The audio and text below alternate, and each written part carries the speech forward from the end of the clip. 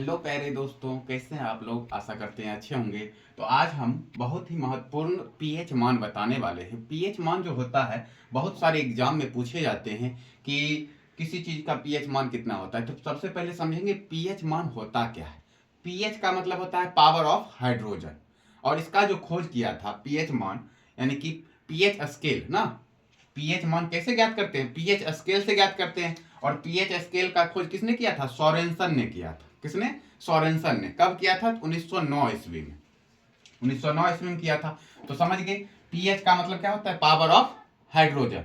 और इससे हम क्या करते हैं? पीएच स्केल से अम्ल, कोई जो विलयन है, अम्लीय है, क्षारीय है या उदासीन है, इसका पता करते हैं। ठीक है, तो वही हम बताने वाले हैं कि कितना पीएच मान किसका है, वही हम आज आपको डिस्कस करेंगे। तो आप लोग इसे याद रखिएगा, और बहुत सारे एग्जाम में पूछे जाते हैं। ठीक है, अब एक बात समझिए कि कोई भी विलयन तो पीएच स्केल में 0 से लेके 14 तक दिया रहता है। 0 से 14 तक दिया रहता है।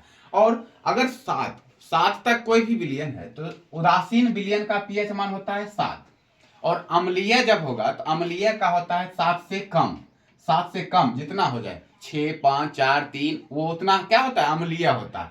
और 7 से अधिक हुआ तो वो उतना क्या हो जाएगा? क्षारीय होता है। तो आप याद रखिएगा।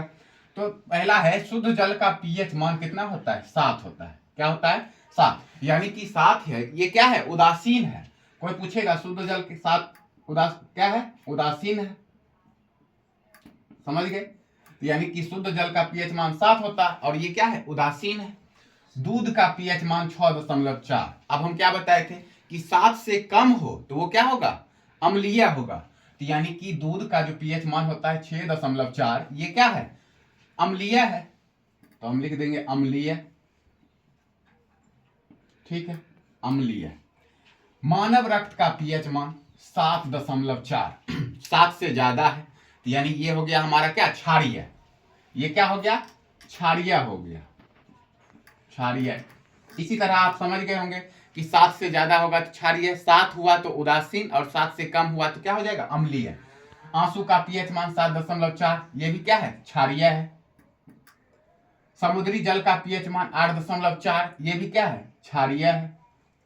नींबू का पीएच मान, अब देखो 2.4, ये तो अम्लीय होगा। नींबू का पीएच मान 2.4 बहुत ज्यादा अम्लीय होता है, तो यहां लिख देंगे अम्लीय। अम्लीय। ठीक है। टमाटर का पीएच मान होता है 4.5, और टमाटर भी क्या है? अम्लीय होता है, खट्टा ना होता। अम्लीय। अम्लीय, स्वाद में खट्टा होता है।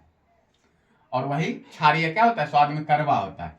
शराब का पीएच मान जो होता है 2.8 से 3.8। अब समझिए शराब का पीएच मान 2.8 से 3.8, तो ये क्या हो जाएगा? अम्लीय होगा ना। शराब भी क्या होता है? अम्लीय। लेकिन ये स्वाद में कड़वा जैसा लगता है, लेकिन ये होता है शराब अम्लीय। ठीक। सिरका का पीएच मान 3 होता है, तो ये भी क्या हुआ? अम्लीय हुआ।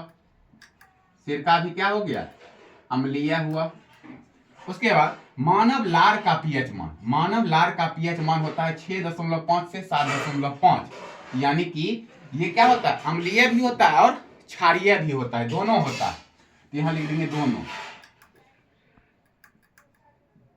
6.5 से 7.5।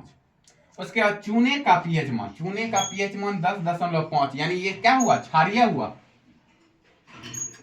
क्षारीय। उसके बाद मिट्टी का पीएच मान 7 से 7.2, यानी उदासीन भी होता है और क्षारीय भी होता है। तो याद रखिएगा, उदासीन भी और क्षारीय भी।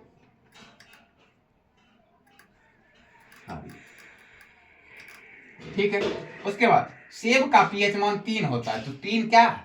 अम्लीय हुआ। तो सेब का पीएच मान 3, यानी सेब क्या है? अम्लीय है। सेब क्या है? अम्लीय है। केला का पीएच मान 4.5 होता है, तो ये क्या हो गया? अम्लीय हुआ। अम्लीय।